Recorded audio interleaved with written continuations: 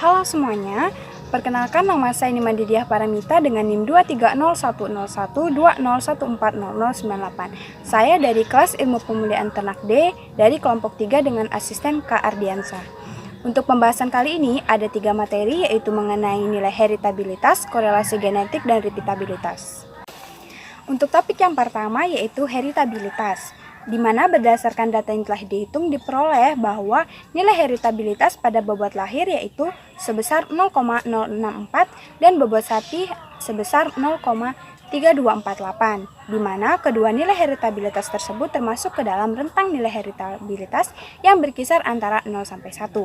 Hal ini sesuai dengan pendapat Elister et al. 2016 yang menyatakan bahwa nilai heritabilitas berkisar antara 0 sampai 1. Berdasarkan data yang telah dihitung, nilai heritabilitas 0,064 termasuk ke dalam kategori rendah dan untuk nilai heritabilitas 0,3248 termasuk dalam kategori tinggi. Hal ini sesuai dengan pendapat Hidayati 2015 yang menyatakan bahwa nilai heritabilitas tergolong menjadi 3 bagian, yaitu untuk kategori pertama yang bernilai rendah berkisar antara kurang dari 0,1 dan untuk kategori sedang berkisar antara 0,1 sampai 0,3 dan untuk kategori tinggi yaitu lebih dari 0,3. Menurut pendapat Sumiadi et al. 2014, faktor yang mempengaruhi nilai heritabilitas antara lain ada faktor lingkungan, manajemen. Menurut pendapat Sumiadi et al. 2014 yang menyatakan bahwa faktor heritabilitas dipengaruhi oleh faktor lingkungan, faktor genetik, faktor manajemen pemeliharaan, jenis kelamin, dan umur pada ternak. Untuk pembahasan yang kedua yaitu mengenai korelasi genetik. Berdasarkan data yang telah dihitung, diperoleh bahwa korelasi genetik pada kambing yaitu sebesar 0,285, di mana termasuk dalam kategori sedang.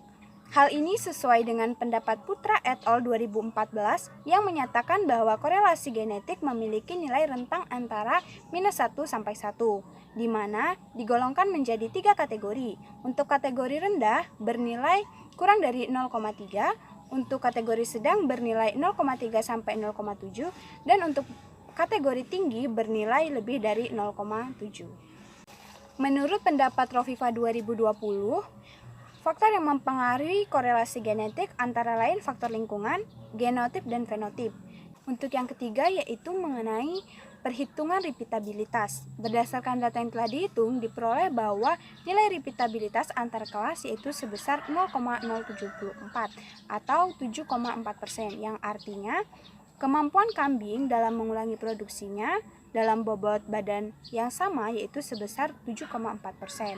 Dan untuk nilai repeatabilitas dalam kelas diperoleh nilai sebesar -0,0252, yang artinya nilai tersebut termasuk ke dalam rentang repeatabilitas. Hal ini sesuai dengan pendapat Sitanggang 2018 yang menyatakan bahwa nilai repeatabilitas memiliki rentang antara -1 sampai dengan 1.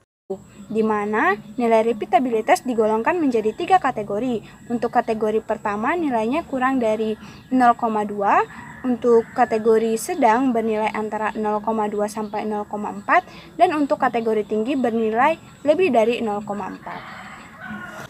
Menurut pendapat Anggraini 2012, nilai repeatabilitas yang standar menunjukkan bahwa kemampuan ternak untuk mengulangi produksinya di masa mendatang, di mana nilai repeatabilitas digunakan untuk memperkirakan jumlah produktivitas yang akan datang pada suatu peternakan.